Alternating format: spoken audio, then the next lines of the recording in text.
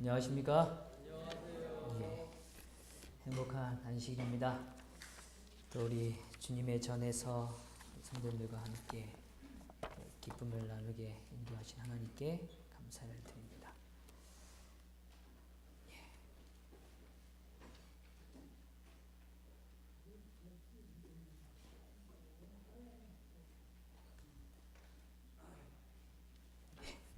감사합니다.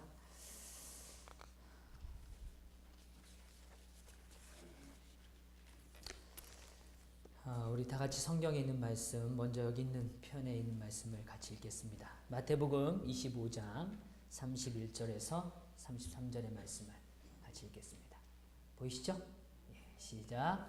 인자가 자기 영광으로 모든 천사와 함께 올 때에 자기 영광의 보좌에 앉으리니 모든 민족을 그 앞에 모으고 각각 분별하기를 목자가 양과 염소를 분별하는 것 같이 양은 그 오른편에 염소는 왼편에 두리라.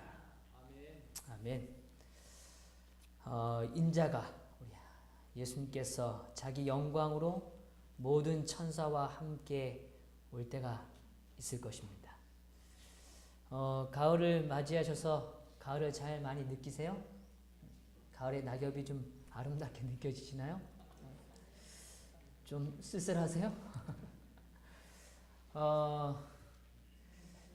가을에 이렇게 산의 색깔이 변하는 걸 보면 너무 예뻐요. 너무 예쁩니다. 너무 예쁜데, 그런데 낙엽이 떨어질 때 모습 보면 좀 쓸쓸해져요. 제가 이제 이렇게 왔다 갔다 하는 이 길에 보면 그 은행나무가 이렇게 있는데요. 그 은행나무가 벌써 잎이 다 떨어져서 벌써 앙상해진 가지를 좀 봅니다. 근데 이 가지가 분명히 우리는 알죠. 봄이 되면 다시 뭐 할까요? 싹이 돋고 또 아름다운 잎이 나고 또 열매를 맺겠죠. 근데 겨울에는 마치 뭐한 것처럼 보여요. 죽은 것처럼 보여 있습니다. 앙상하고 말이죠. 죽어 있는 것처럼 보여요. 그러나 견뎌낼 때, 이 겨울을 견뎌낼 때 분명히 봄에는 아름다움으로 다시 싹이 일 것입니다. 아멘. 오늘 우리의 신앙도 그런 아름다운 부활의 신앙의 확신이 있기를 간절히 바랍니다. 아멘. 우리의 삶이 때로는 정체된 것 같고 힘들고 낙심에 차는 그러한 삶이 있을지라도 또 하나님께서 견디게 하시는 하나님. 아멘. 그 견딤은 그냥 막연한 견딤이 아니라 생명을 주시는 그 하나님의 역사를 바라보는 그 경험, 오늘 저와 우리 성도님들의 삶에 꼭 일어나게 되기를 간절히 바랍니다. 아멘. 사실 오늘 우리가 다루는 여섯째 인의 사건은 사실 그러한 의미에서 매우 중요합니다. 우리가 지난 시간에 이 세 가지 비유를 다루는 가운데 이 세 번째 비유를 좀 제가 오늘 매듭을 좀 짓고 그 다음에 전체적으로 좀 이야기를 더 드려야 될 것 같아요. 이 양과 염소의 비유는 분명히 분별한다라는 데 의미가 있습니다. 뭐 해진다고요? 분별되어집니다. 한 무리는 오른편에 또 한 무리는 왼편에 되어지는 거죠. 우리가 지난 시간에도 이야기했지만 가난하고 고통받는 자들을 도와주었느냐 또는 뭐 하지 않느냐 도와주지 않았느냐 하는 것에 대하여 결정되어진다라고 말씀을 드렸습니다. 그런데 오늘 이것은 다른 게 아닙니다. 그리스도의 원칙들을 마음에 뭐하는 사람들이에요? 품고 있는 사람들입니다. 다시 한번 기억하죠. 오늘 우리가 마지막 시대에 오늘 하나님께서 여섯째 인을 떼실 때 일어나는 그 변화 가운데 오늘 양식이 준비되어진 사람, 오늘 하나님께서 이 여섯째 인에 동참하게 하는 그 사람들의 특징은 오늘 다른 것이 아니라 오늘 그들은 신학이란 학문을 알지 못했을지라도 굉장히 뭔가 거대한 깨달음을 알지 못했을지라도 그들의 마음속에 하나님이 주신 그리스도의 뭐요? 원칙이요. 원칙. 그 원칙이 분명히 마음에 뭐하고 있다는 거예요? 품고 있다는 것입니다. 이 원칙은 오늘 우리의 삶에 다 동일하게 적용되지 않을 수 있어요. 그러나 그 원리, 그 핵심은 동일할 것입니다. 그것은 무엇인가 하면 하나님의 마음과 같아지는 거겠죠. 그래서 오늘 그 원칙이 오늘 우리의 삶에 있기를 원하는 겁니다. 거룩한 성령의 감화를 통하여 그들은 주위에 있는 이들에게 무엇이 되었다고요? 축복이 되었다. 축복이 되었다. 여기 좀 더 이렇게 표현합니다. 이방인 가운데서 하나님을 모르고 섬긴 자들, 이방인이지만 하나님을 뭐한 사람요? 모르고 섬긴 사람들이 있어요. 근데 그들은 인간의 도움을 통하여 한 번도 빛을 받지 못한 자들일지라도 뭐 하지 않을 거라고요? 멸망당하지 않을 거라고요. 우리 성경 공부할 때마다 참 그런 이야기 많이 듣습니다. 옛날 어른들은 어떻게 되나요? 하나님 모르고 잠드신 분들은 어떻게 되나요? 엘런 화이트 이야기합니다. 하나님을 모르고 섬긴 자들이 있다는 것입니다. 하나님 모른대요. 근데 그들은 뭐 했어요? 하나님을 섬겼습니다. 섬겼습니다. 인간의 도움을 통하여 한 번도 뭘 받아본 적이 없어요? 빛을 받아본 적이 없어요. 이게 원칙이다. 이게 오늘 우리의 삶에 너무 중요한 것이다. 이것이 오늘 우리의 생명이다 라고 말할 수 있는 그 원칙을 경험한 적이, 깨달은 적이 없어요. 사람에 의해서요. 그럴지라도 그들은 뭐 하지 않을 거라고요? 멸망당하지 않을 거라고. 그들은 기록된 하나님의 율법은 알지 못하였으나 자연을 통하여 말씀하시는 누구를 통해서요? 제가 조금 전에 예를 들었죠. 가을이 되고 낙엽이 다 떨어져서 말이죠. 앙상해진다 할지라도 다시 이 생명의 부활이 일어날 것을 뭐 하는 거예요? 믿는 거예요. 그 자연을 통하여 말씀하시는 하나님의 음성을 들었고, 음성을 뭐 했다고 그래요? 인간을 통해서 빛을 받지는 못했지만 그들의 마음에 말씀하시는 하나님의 음성을 뭐 했다고 그래요? 들었다고 그래요. 그 다음에 뭐라고 얘기하냐면 율법이 요구하는 일들을 뭐 했다? 그들의 행위는 성령께서 그들의 마음을 감화시킨 증거이며 그들은 하나님의 자녀로 인정을 받는다. 분명히 이야기합니다. 제가 왜 오늘 이 대목을 이렇게 잘 설명하려고 애를 쓰는가? 우리들은요, 빛을 받은 사람들입니다. 우리들은 너무나 선명한 빛을 받았어요. 이건 분명히 하나님의 뜻이라고 일치되어진다는 걸 우리는 확인할 수 있어요. 우리는 언제든 성경을 펼쳐서 우리의 삶의 주제와 질문 앞에 하나님은 무엇이라고 답변하시는지를 발견할 수 있단 말입니다. 너무 명확해요. 목사님, 저는 제 인생의 답을 잘 모르겠어요. 오십시오. 제가 답변 드리진 않겠지만 하나님은 말씀해 주실 겁니다. 왜냐하면 성경은 답변하고 있기 때문에 그래요. 그래서 다시 강조해요. 오늘 우리가 받는 축복은 무엇인가 하면 하나님이 오늘 우리에게 율법의 짐을 짓눌리게 하시기 위하여 오늘 우리에게 그걸 가르쳐 주시는 게 아니고 오늘 우리가 혹시 잊을지라도 다시 되새기고 혹시 놓쳤을지라도 다시 확인하고 오늘 하나님의 원칙이 얼마나 거룩하고 아름다운지를 깨닫고 확신하게 하기 위하여 우리에게 거대한 은혜의 빛을 지금도 우리에게 뭐 하시는 거예요? 비추신다는 거예요. 감사해요. 어떤 경우라도 오늘 우리가 이 말씀을 들고 있을 때 우리의 삶을 인도하시는 하나님을 뭐 할 수 있다고요? 만날 수 있다고요. 하나님은 우리의 삶을 얼마나 사랑하시는지 어떻게 인도하기를 원하시는지를 너무 자세하게 기록해뒀잖아요. 어떤 이들은 사람의 도움을 받지도 못한 채 그저 자연에 일어나는 그 현상들을 바라보면서 이것이 삶의 의미인가? 라는 걸 어렴풋이 진짜 우리 그런 얘기 하잖아요. 코끼리 다리 만지듯이 보지 못하는 사람이 코끼리 다리 만지듯이 그렇게 정말 힘들게 하나하나를 발견해가면서 자기의 삶을 하나님 앞에 순종적 삶을 살아가는 사람들도 있다고요. 그런데 우린 답을 알지 않습니까? 너무 위대한 답들을 알지 않습니까? 오늘 성령께서 우리의 마음을 변화시키실 것, 오늘 우리의 마음을 회복시켜 주실 것, 우리의 삶을 더 능력 있게 만드실 것, 이것을 꼭 믿게 되기를 간절히 바랍니다. 그런데 오늘 그 믿음은 막연하지 않다는 걸 제가 설명드려요. 오늘 우리가 하나님을 믿는다면 우리의 마음에 하나님이 심어주신 거룩한 원칙들이 더욱 선명해진다는 것입니다. 더욱 선명해진다는 거예요. 오늘 우리가 어떤 인생을, 어떤 삶을 겪다 보면 때로는 아픔을 맞이할 때 있죠. 근데 그건 나의 잘못이 아닌데도 아픔을 맞이할 때가 있어요. 근데 그건 더 분명한 하나님의 원칙을 깨닫게 하기 위한 하나님의 축복의 장소입니다. 그걸 깨달으셔야 돼요. 그걸 깨달으셔야 돼요.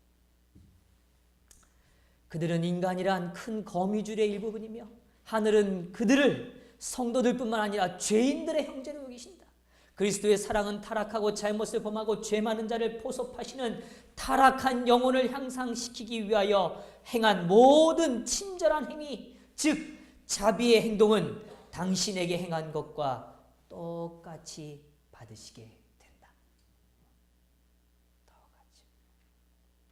한 사람이라도 소홀히 취급되거나 지나쳐 버린 바 되지 않는다. 단 한 사람이랄지라도. 자, 여기 좀 더 보시죠. 왼편에 있는 자들, 즉 가난하고 고통하는 사람들을 가운데 계신 그리스도를 등한히 한 자들은 그들의 죄악을 뭐하지 못해요? 깨닫지 못한다. 사단은 그들을 눈멀게 하였고 그들은 저희가 저희 형제들에게 무엇을 빚지고 있는지 깨닫지 못하였다. 그들은 자신을 생각하기에 여념이 없으므로. 자, 다시요. 그들은 뭐에 생각에 집중되어 있어요? 자신의 생각에. 자신의 아픔, 자신의 힘듦, 자신이 감당해야 될 일들, 거기에 생각에 여념이 없다는 거예요. 없으므로 다른 사람들의 곤경을 뭐 하지 않았다고요? 돌아보지 않았다. 누구에 집중되어 있으면요? 자신이요. 자기에 집중되어 있으면 절대로 주변을 보지 못합니다. 내가 어떤 일을 하는지, 내가 어떤 일이 나의 삶의 주변에 어떤 영향을 미치는지 돌아볼 여유가 없어요. 시선이 어디에 있으니까요? 자신에게 있으니까. 자신에게 있으니까. 이 말씀 꼭 기억하세요. 제가 좀 더 설명드릴게요.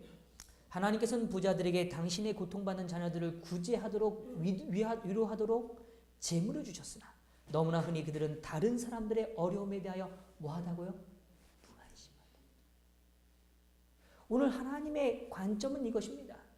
오늘 우리의 관심의 주제가 무엇인가? 그게 내 자신에게 국한되어 있는가? 아니면 우리의 시선이 타인을 향하여 열려 있는가? 하는 겁니다.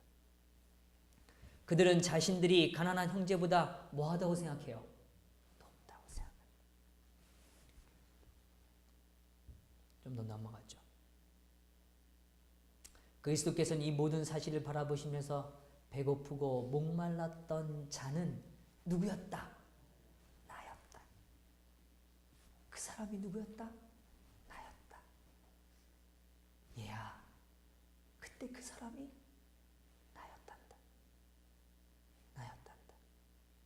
나그네였던 이는 바로 나였다. 병든 자는 나였으며 옥에 갇힌 자도 나였다. 그대가 풍족하게 차린 그대의 식탁에서 즐기고 있을 때 나는 오두막집에서나 혹은 행인이 없는 거리에서 굶주리고 있었다. 그대가 호화스러운 집에서 편히 쉬고 있을 때에 나는 머리 둘 곳이 없었다. 그대의 옷장을 값진 의복으로 꽉 채우고 있을 때에 나는 헐벗고 있었다.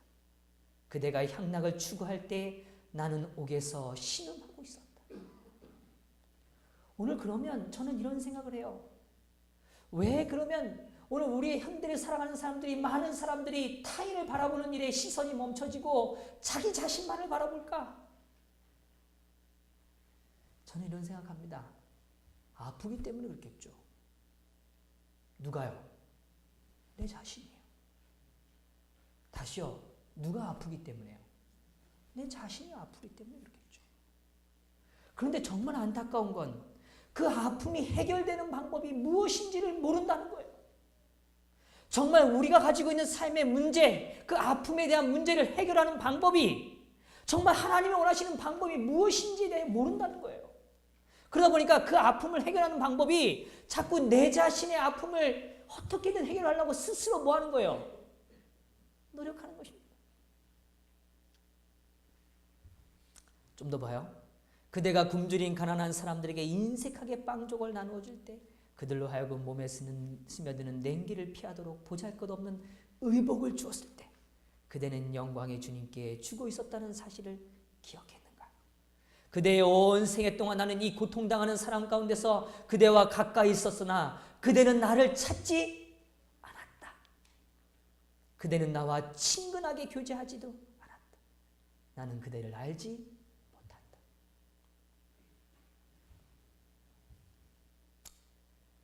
자, 제가 이 부분을 좀 오늘 설명드리려고 해요. 첫 문장을 좀 같이 읽어보겠습니다. 첫 문장 보이세요? 다른 사람, 좀 되셨죠? 시작. 다른 사람들의 유익을 위하여 열심히 일하면 자아를 잃어버리게 된다. 다시요. 다른 사람의 유익을 위하여 열심히 뭐 하면요? 일하면. 그러면 누구를 잃어버린다고요? 자아를 잃어버린다. 여기서 말하는 자아는 두 가지 의미가 있을 겁니다. 오늘 우리가 살핀 것처럼 하나는 내가 높다는 자아일 수 있고 하나는 나만의 상처에 오늘 갇혀있는 사람일 수 있죠. 어쨌든 간에 오늘 두 가지 모습 중에 어떤 모습이든 간에 오늘 주님은 그렇게 갇혀있는 자아로부터 자유를 얻기를 원하시는 겁니다. 근데 그 자유를 얻는 방법은 다른 것이 아니라 다른 사람들의 유익을 위하여 뭐 할 때요? 열심히 할 때. 저는 이 이야기를 묵상할 때면 늘 떠오르는 인물이 있습니다. 제가 청년들에게 늘 얘기하는 인물입니다. 그 인물이 누구냐면 요셉이에요. 요셉은 그 13년이라는 시간을 어떻게 보냈을까? 그가 간직했던 그런 옥에서의 생활과 노예의 생활을 어떻게 견뎌낼 수 있을까? 도대체 그 힘이 어디 있었을까? 그게 저한테 늘 관심 중에 하나였어요. 그런데 요셉의 생애를 잘 묵상해 보면 오늘 요셉에 대한 엘레나의 글 가운데 제가 잊혀지지 않는 문구가 있어요. 그건 제가 어느 집회를 가든 어느 공간을 가든 제가 처음 만나거나 중요한 집회 때는 이 얘기를 꼭 나눕니다. 그게 뭐냐면 요셉은 자신의 아픔을 잊기 위하여 스스로 노력하지 않았다. 오늘 그는 오히려 타인을 돕는 일에 타인을 위하여 보내는 시간을 통하여 자신의 아픔을 잊어가고 있었다. 아멘. 이것입니다. 오늘 우리가 마지막 시대를 살아가죠. 이 시대가 얼마나 험난한지를 우리 잘 알지 않습니까? 정말 사건 사고가 너무 많고 오늘 우리의 삶을 흔드는 이 사단의 이 거친 이 물결이 너무 거세잖아요. 오늘 우리는 너무 한 주를 사는 게 버거울 때가 있잖아요. 마음에 상처가 나고 말이죠. 힘들고. 그런데 그런 모든 걸 이겨내는 방법이 오늘 다른 게 아니라 양식을 때를 따라 양식을 나누는 자란 말이에요. 근데 그 양식을 나누는 자의 특징은 무엇인가 하면 자신의 아픔에 집중해 있는 게 아니라 어떻게 해요? 타인의 아픔을 해결하기 위하여 오늘 그들의 삶에 힘이 되기 위하여 자신의 전 생애를 아낌없이 내어 맡긴다는 것입니다. 그럴 때 그의 삶에 뭐가 일어나는 거예요? 회복이 일어나는 겁니다. 회복이 일어나는 거예요. 거기 이렇게 얘기했어요. 요셉에 관한 글 가운데 그는 배은망덕의 아픔을 더했다 그랬어요. 내가 믿었고 내가 사랑했고 내가 정말 최선을 다했는데 너무 고통스러운 거예요. 어떻게 그 사람이 나를 잊을 수 있지? 내가 꿈을 해석해 줬는데 그의 그 고통과 절망의 순간을 내가 함께 해줬는데 내가 그 사람에게 다른 것도 아니고 내가 이런 누명 가운데 있는 것 이거 하나만 좀 얘기해 달라고 얘기한 건데 어떻게 내 이름 한마디 기억 못할 수 있지? 라고 요셉은 뭐예요? 충분히 절망할 수 있다는 것입니다. 근데 그 절망의 순간에 그가 그걸 견뎌낼 수 있는 힘이 다른 게 아니고 뭐 하는 일이에요? 여전히 자기 주변에 어떻게 보면 자기보다 나은 사람일 수도 있어요. 그런데 그들이 갖고 있는 아픔에 대하여 여전히 관심을 갖고 그 일을 위하여 돕으려고 노력할 때 그는 그의 아픔을 능히 뭐 할 수 있다고요? 이겨낼 수 있었다는 거예요. 성도 여러분, 오늘 우리는 분명히 하나님의 은혜로 이 어려운 마지막 시대를 승리할 것입니다. 그런데 그 승리는 다른 것이 아니라 정말 회복하시는 하나님을 만나는 거죠. 근데 그 회복하시는 하나님을 만나는 그 비결을 오늘 엘러너스는 분명히 말해주는 것입니다. 오늘 우리의 자신에 대하여 집중하는 것이 아니라 오늘 우리의 주변에 있는 오늘 사랑하는 형제들을 향하여 끊임없이 오늘 우리의 시선을 뭐 하는 거예요? 돌리는 겁니다. 그들의 삶을 위하여 간구하고 그들의 연약함을 위하여 채우시는 하나님을 바라보고 그렇게 살아가는 거죠. 여기 이렇게 표현했어요. 다른 사람들을 섬기는 자들은 목자장의 섬김을 받게 될 것이다. 아멘. 와, 정말 멋진 표현 아닙니까? 다른 사람을 섬기는 사람들은 분명히 누구의 도움을 받는다고요? 목자장. 누구세요? 예수님요. 예수님이 오늘 우리를 친히 도우신다는 것입니다. 다른 사람들을 뭐 할 때요? 도울 때. 그들은 생수를 마시며 만족할 것이다. 그들은 뭘 마시고요? 생수를 마시고 뭐 해진다고요? 만족해진다. 자, 이 만족이 뭘까? 그들은 흥분적인 오락이나 저희 생애의 어떤 색다른 것을 바라지 않을 것이다. 세상은요, 끊임없이 갈망합니다. 제가 뉴스를 검색할 때 보면 그런 걸 참 많이 느껴요. 사람들이 어떻게든 사람의 그게 채워지지 않는 가슴을 채우게 하기 위해서 얼마나 많은 노력을 하는지, 뭐 이렇게 제가 이렇게 포털 사이트만 들어가 봐도요, 문구들이요, 어떻게든 그 사람들의 마음을 뭐 하고 싶어서요. 제가 지난 목요일 날 우리 그 한 성역 공부에서 말했지만 마음을 빼앗기 위해서, 마음을 빼앗기 위해서 압살롬이 한 것처럼 마음을 빼앗기 위해서 얼마나 부단히 노력하는지.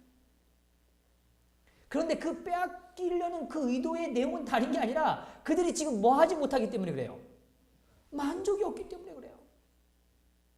뭘 새로운 걸 해도 그게 뭐 하지 않아요? 오래가지 않아요. 뭘 그래도 뭔가 좀 재밌는 것 같은데 좀 뭐예요? 하다 보면 아이고 자꾸 고갈되는 거예요. 그런데 여기 이렇게 표현해요. 가장 큰 흥미의 화제는, 자 다시요, 가장 뭐라고요? 큰 흥미의 과제는 멸망하여 가는 영혼들을 어떻게 구원할 것인가 하는 것이 될 것이다. 오늘 우리의 삶에 진짜 만족을 주는 일이 있다는 것이에요.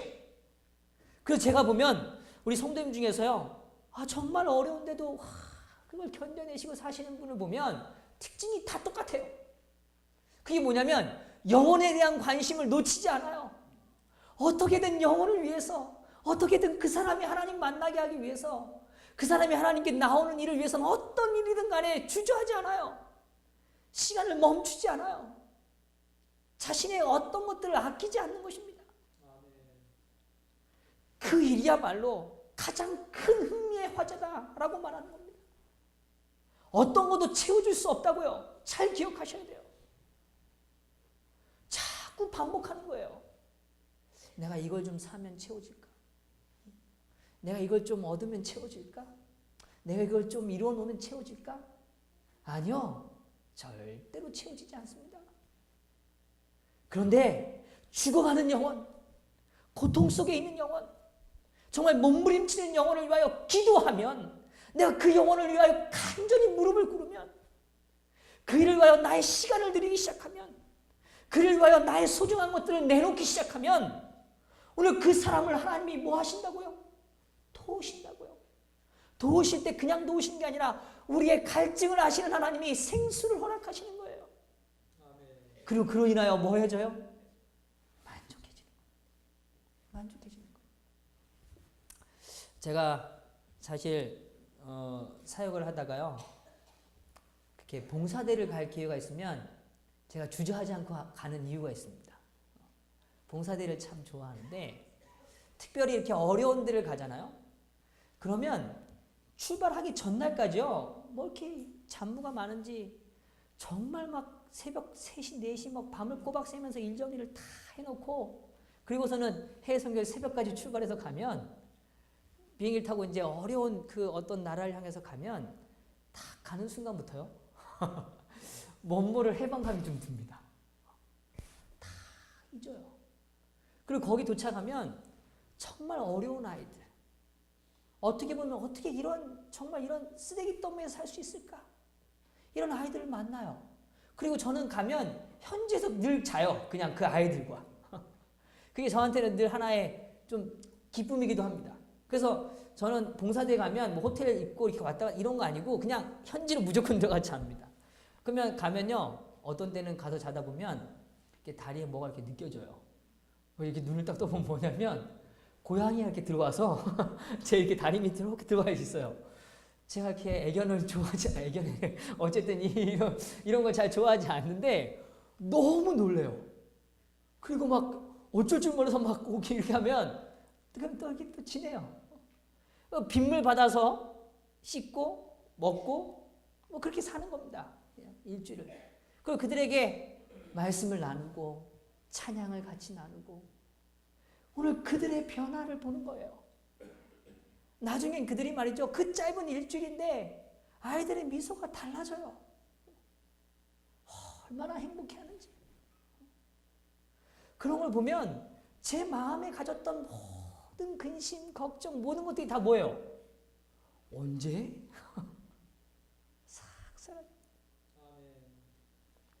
성도 여러분, 꼭 멀리 가서 그런 건 아니겠죠? 오늘 우리의 주변에 정말 어려운 영혼이 오늘 예수를 만나서 말이죠. 정말 그의 삶에 생수를 맞는 경험을 할 때 우리의 삶이 무엇으로도 비교할 수 없는 기쁨이 있잖아요. 그것이 오늘 주님이 주시기를 원하시는 일인 것입니다. 그것이 오늘 이 마지막 시대에 오늘 우리가 경험해야 할 가장 위대한 축복입니다. 구주께 대한 사랑이 마음을 뭐하게 한다 그래요? 연합하게 한다. 오늘 우리는 다른 걸로 연합하지 않습니다. 마지막 시대에 남은 공동체가 연합할 수 있는 일은 단 한 가지입니다. 뭐하는 일에 집중하는 거예요? 영혼을 회복하는 일. 오늘 하나님께로 그 영혼이 돌아오는 일, 그 일을 위하여 집중하는 것입니다. 그 일을 위하여 연합되는 것입니다. 그것이 하나님이 오늘 이 우리들을 향하여 이루시기를 원하시는 거예요. 여기 이렇게 표현했어요. 사람에 대한 사랑은 하나님의 사랑이 땅으로 향하여 표현된 것이다. 다시요.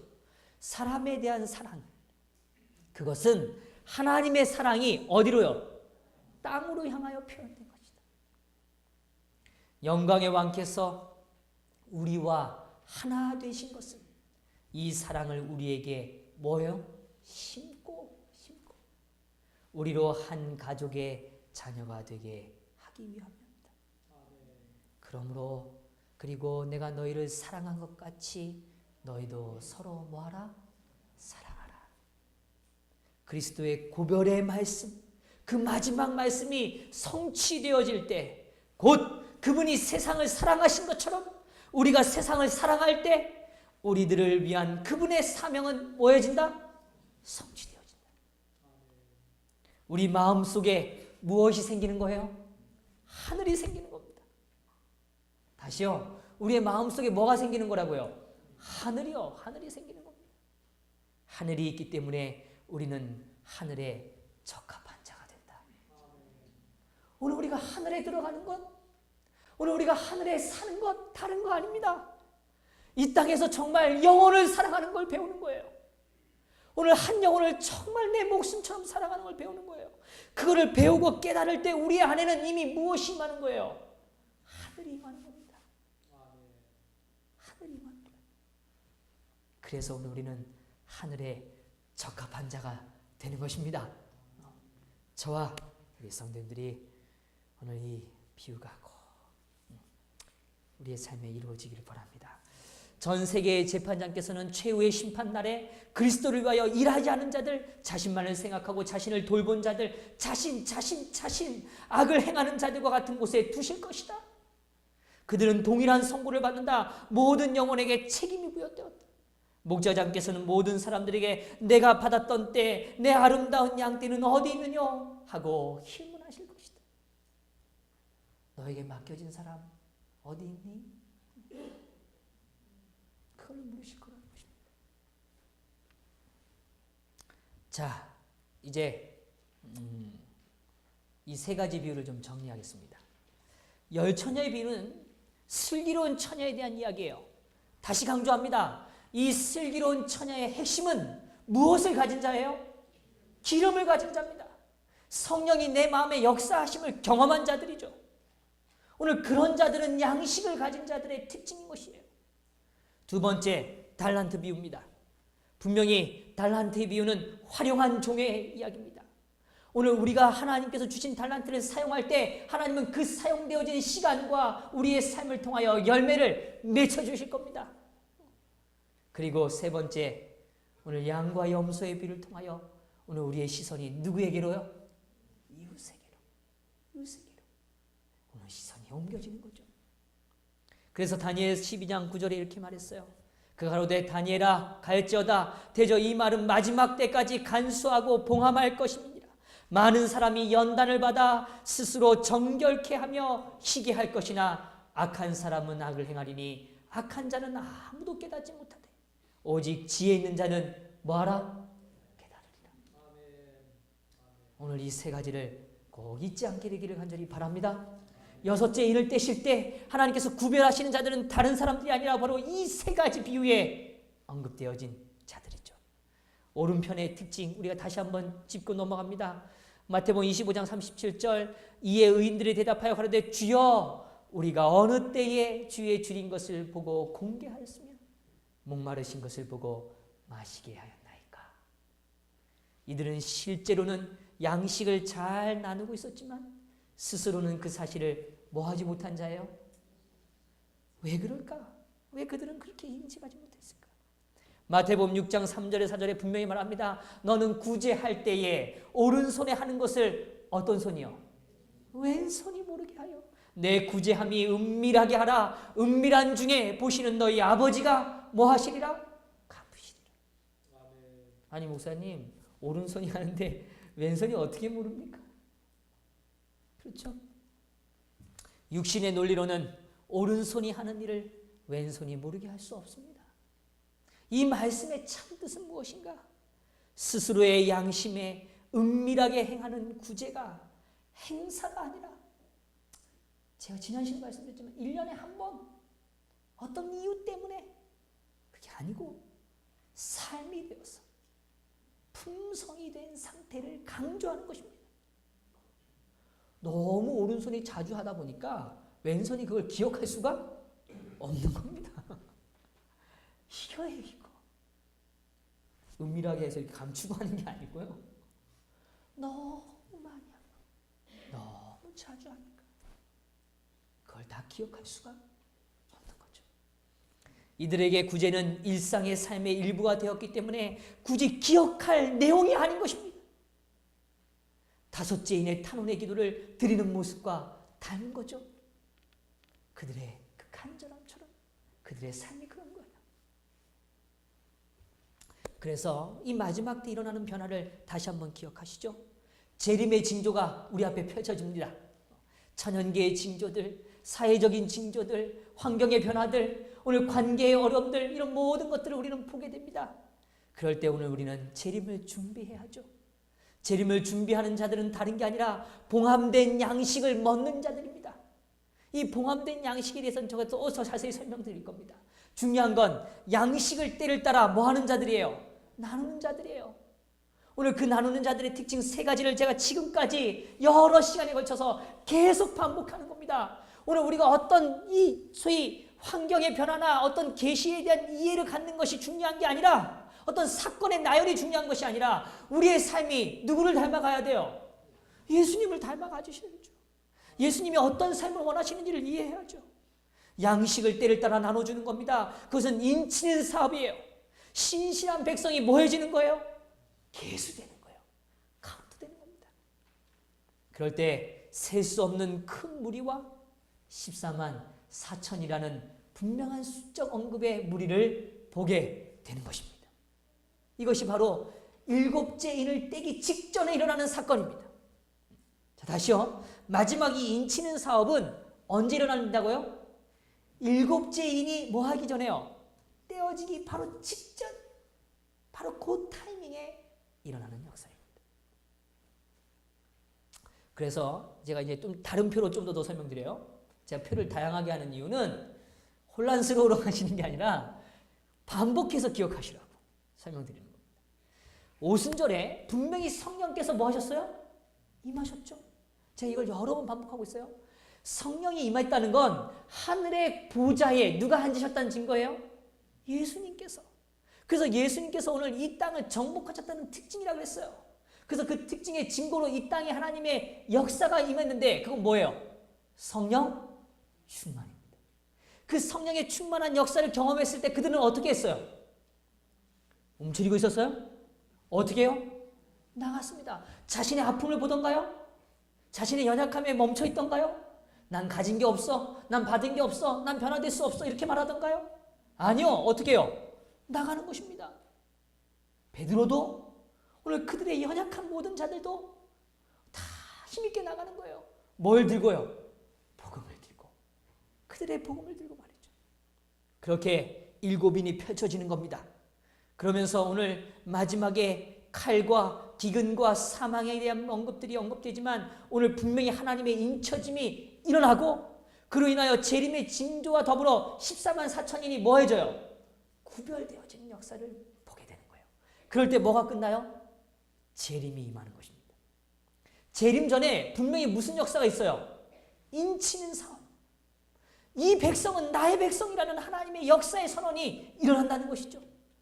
그런데 오늘 멸망에 대한 부분도 마찬가지입니다. 그때 오늘 예루살렘이 AD 70년에 뭐 했어요? 멸망했죠. 오늘 그런 것처럼 감람난 설교를 통하여 마지막에 오늘 이 땅이 멸망하는 그런 일들, 전쟁과 기근과 큰 환난에 대한 언급들을 합니다. 그런데 여전히 하나님 앞에 남겨진 누가 있어요? 종들이 있죠. 그 종들의 특징은 다시 강조해요. 뭘 나눌 수 있는 사람? 양식을 나눌 수 있는 사람.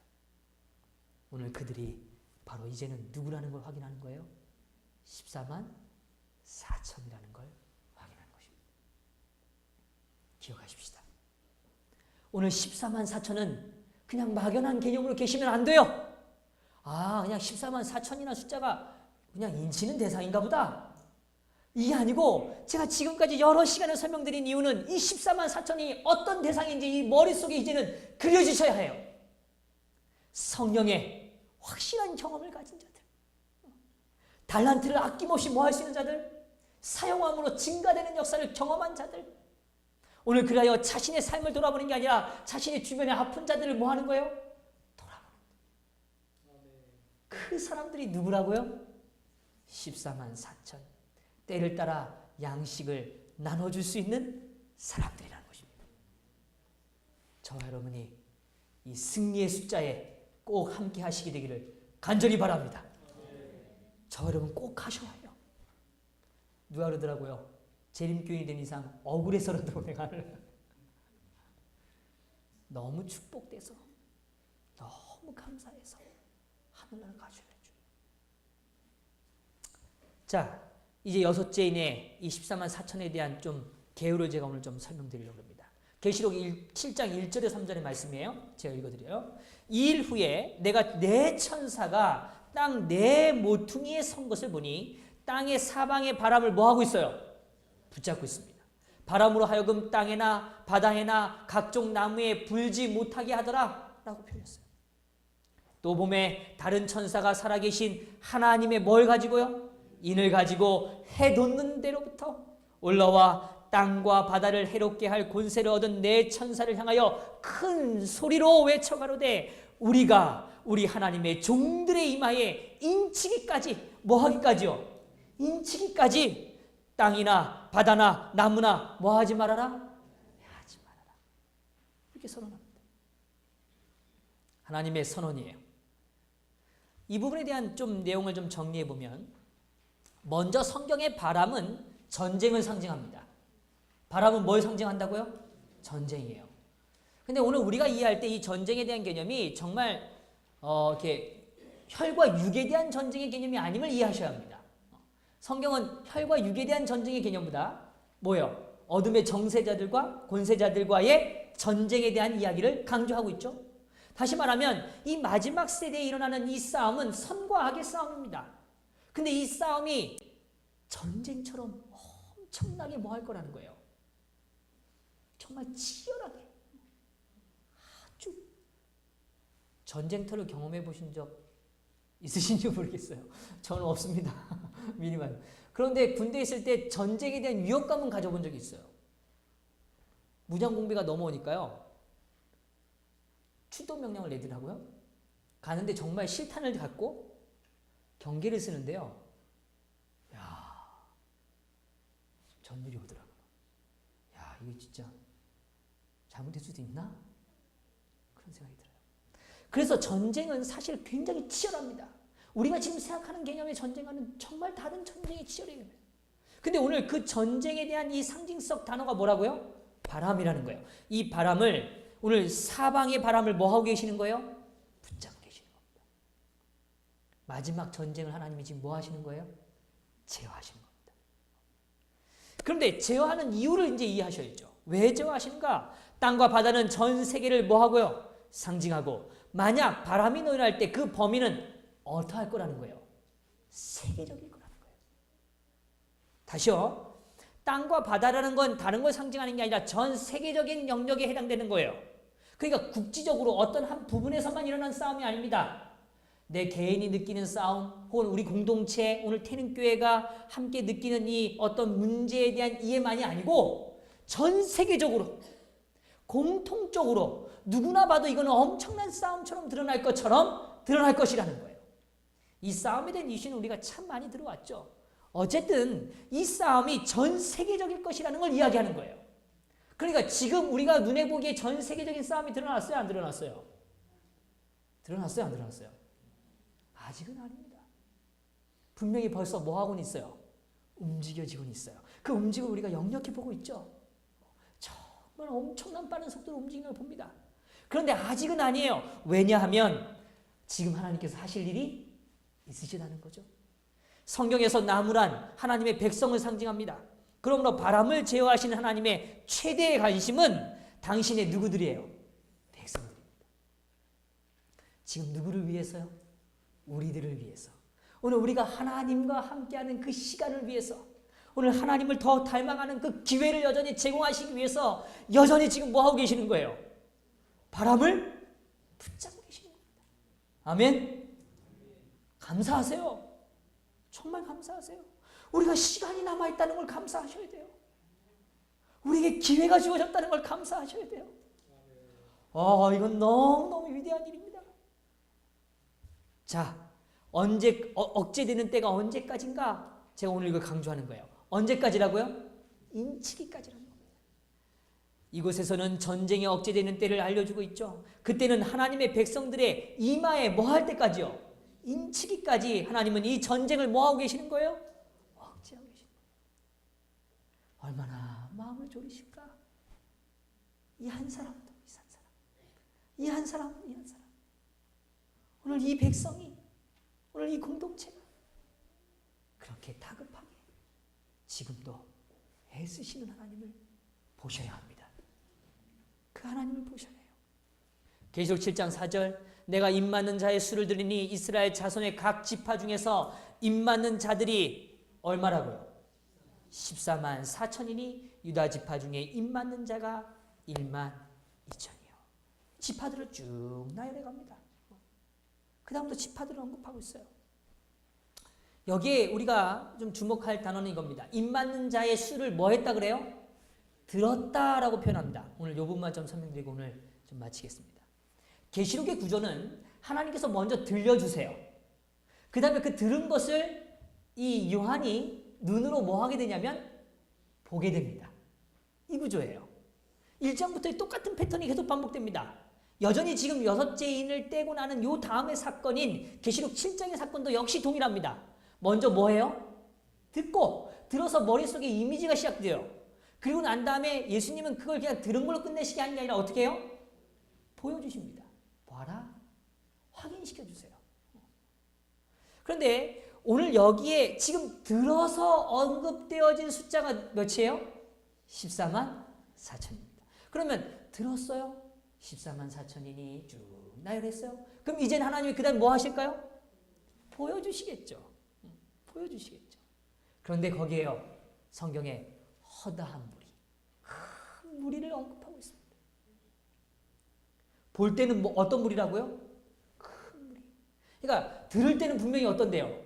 14만 4천인데 보니까 어떻다고요?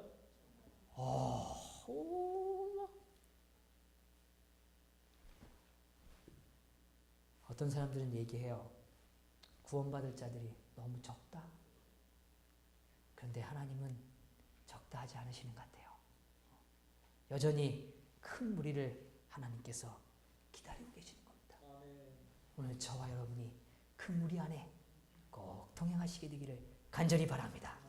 그래서 오늘 인치는 사역 속에 저와 여러분이 하나님 안에서 견고함으로 그 축복을 누리시는 거룩한 삶이 되기를 간절히 바라면서 말씀을 마치겠습니다.